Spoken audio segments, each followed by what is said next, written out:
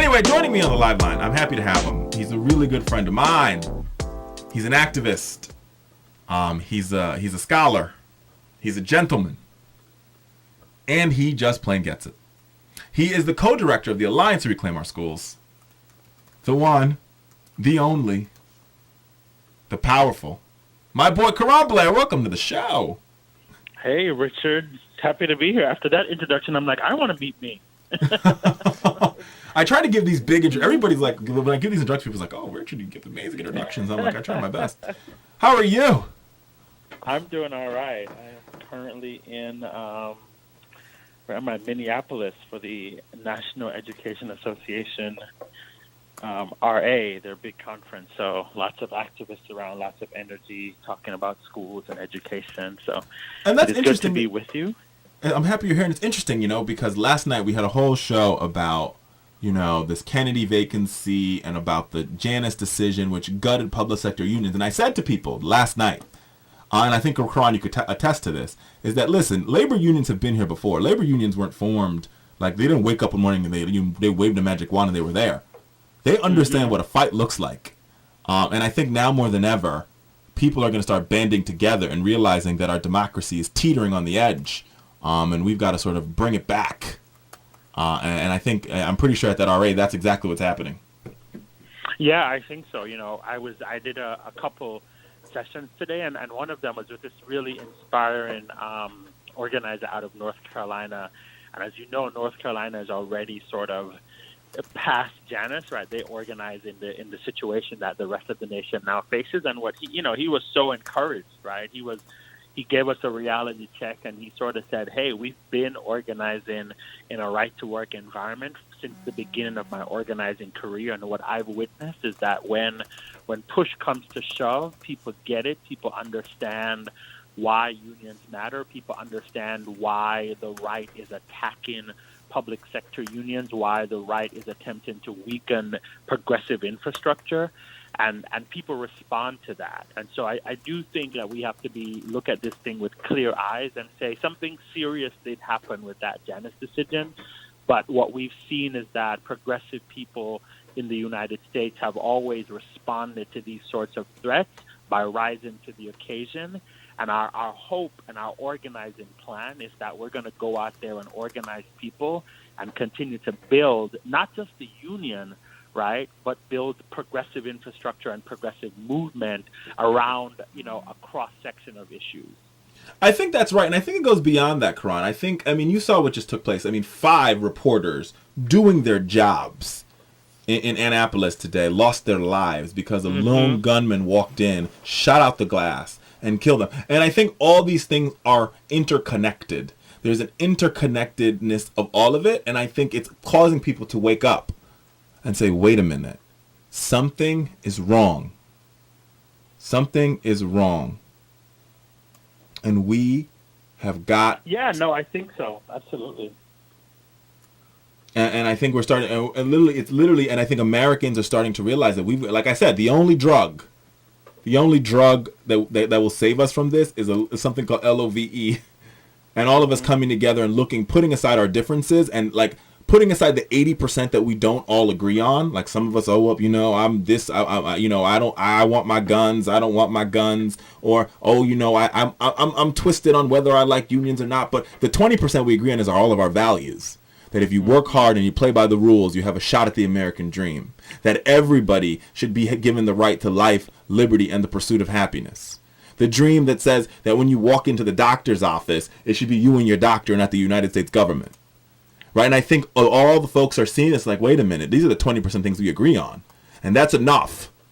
That 20% is enough for people to go out and say, okay, now we've got to do the right thing in 100 and some odd days from now.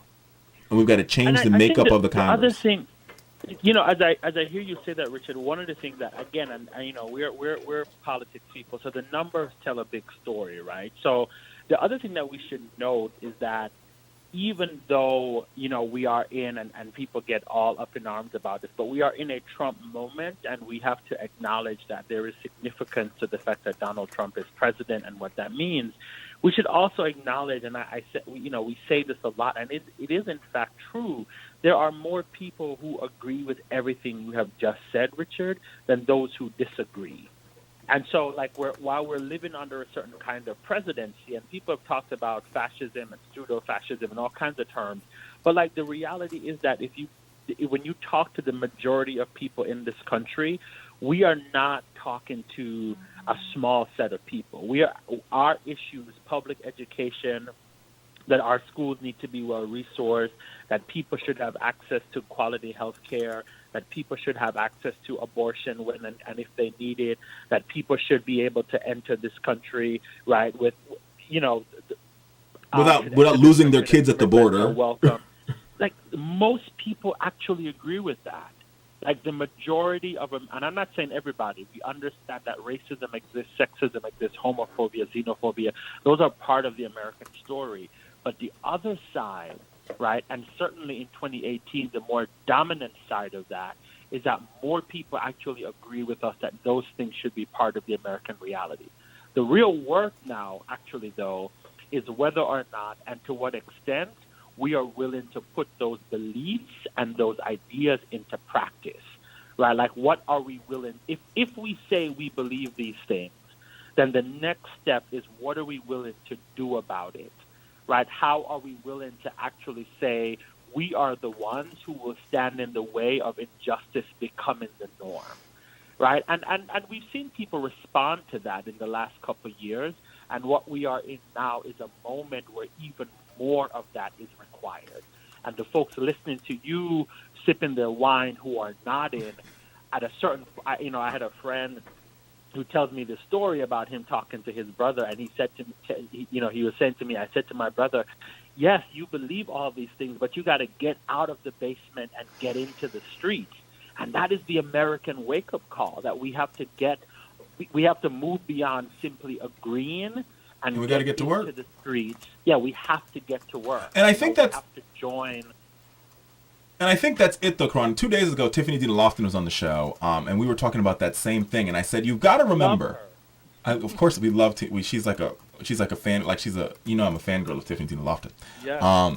But we were talking about, movements. And I said, here's the thing about what we know about social movements. Usually in social movements, they shed blood. I'm not sure if we might be close to that. I don't know where we are. I mean, clearly we lost 5 lives today, right? But when I think about the movement for the Voting Rights Act and the Edmund Pettus Bridge, remember, the first time they crossed, they were beaten almost to death. But then there was a second time. And people rarely ever talk about the second time they crossed the Edmund Pettus Bridge. And that time is one of the more powerful moments in American history. Because when people all across the country, when white boys in Boston and white girls in Chicago, okay, and when young people in Miami and when celebrities in Hollywood saw what happened in a little town called Selma. Just like you said, Keron, people left their basement. And this is in the 60s.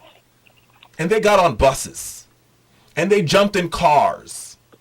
And they said, this walk from Selma to Montgomery will be completed. Because it is part of the American walk. It is part of protecting our democracy. And the second time they walked, it was a rainbow of people, a whole bunch of different people. You had gay folks, you had black folks, you had white folks, you had Hispanic folks, you had Muslim folks, you had Jewish folks, you had Christian folks, you had pastors, you had rabbis, you had imams. And they all walked together. And that is the moment that changed American history.